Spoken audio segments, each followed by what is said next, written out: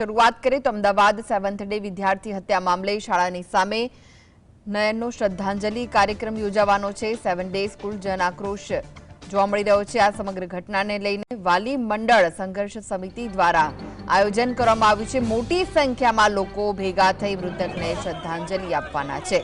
તો શાળાની સામે જ આ કાર્યક્રમનું આયોજન કરાયું છે।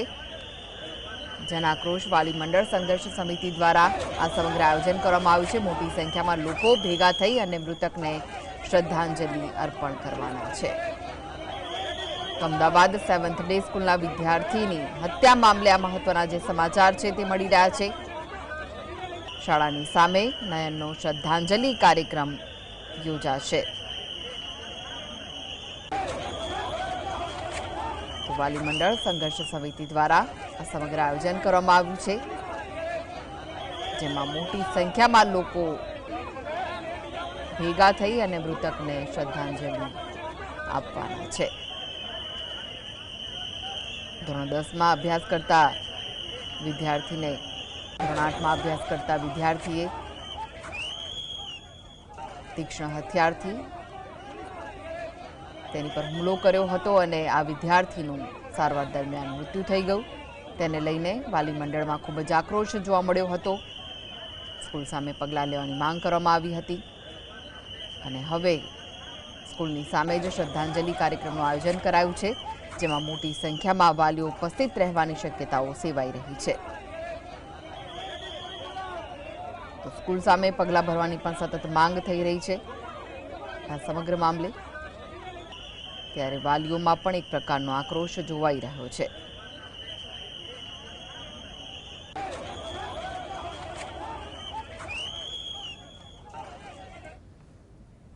તો વધુ વિગતો માટે જોડાઈ ગયા છે સંવાદદાતા ઝલક। સ્કૂલની સામે જ શ્રદ્ધાંજલિ કાર્યક્રમનું આયોજન કરવામાં આવ્યું છે, શું વિગતો મળી રહી છે હાલમાં?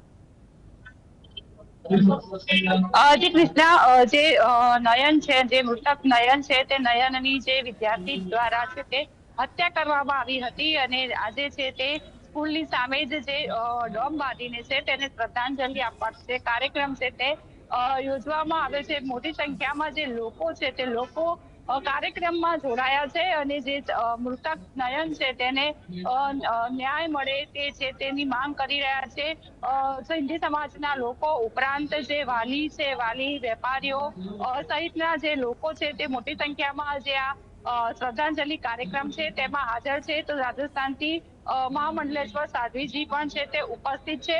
અહીંયા શ્રદ્ધાંજલિનો કાર્યક્રમ તો યોજવામાં આવ્યો છે, સાથે સાથે લોકોને અપીલ પણ કરવામાં આવી છે કે સ્કૂલ દ્વારા તેઓને કોઈ નુકસાન પહોંચાડવામાં આવ્યું હોય અથવા તો કોઈ ગેરકાયદેસર છે તે કૃત્ય કરવામાં આવ્યું હોય તો તેની નોંધ છે તે ડાયરીમાં લખી શકે છે। તેઓ પણ જે આ સ્કૂલ સામેની લડતમાં છે તે પોતાનું યોગદાન આપી શકે છે। એટલે કે સ્કૂલને લઈને કોઈને પણ જે પ્રશ્ન હોય કે કોઈ સ્કૂલ સામે વાંધો હોય તે ની નોંધ કરવા માટે પણ એક વ્યવસ્થા કરવામાં આવી છે। જે મંચ ઉપર બેઠેલા લોકો છે તે લોકો જે કહી રહ્યા છે કે જે મૃતક છે તેને ન્યાય મળે, તેમજ સાથે સાથે આ પ્રકારની જે ઘટનાઓ છે તે ઘટનાઓ ન બને તે માટે તકેદારી રાખવામાં આવે।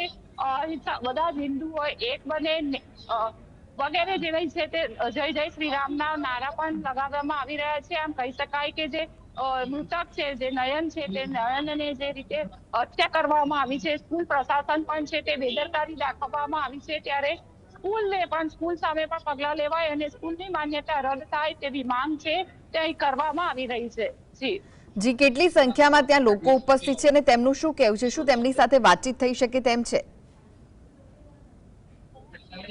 જી, જે કહી શકાય કે 200 થી 300 લોકો છે તે અહીંયા હાલ ઉપસ્થિત છે અને જે લોકો છે તે લોકો મૃતકને શ્રદ્ધાંજલિ આપવામાં માટે અહીં આવ્યા છે, પુષ્પાંજલિ આપી રહ્યા છે અને જે મૃતક છે તે મૃતકને ન્યાય મળે તેની વાત કરી રહ્યા છે। જી ઝલક, હવે સ્કૂલ સંચાલકો વિરુદ્ધ પણ હવે પોલીસ કાર્યવાહી હાથ ધરવામાં આવી છે, ત્યારે તેને લઈને શું અપડેટ મળી રહ્યા છે?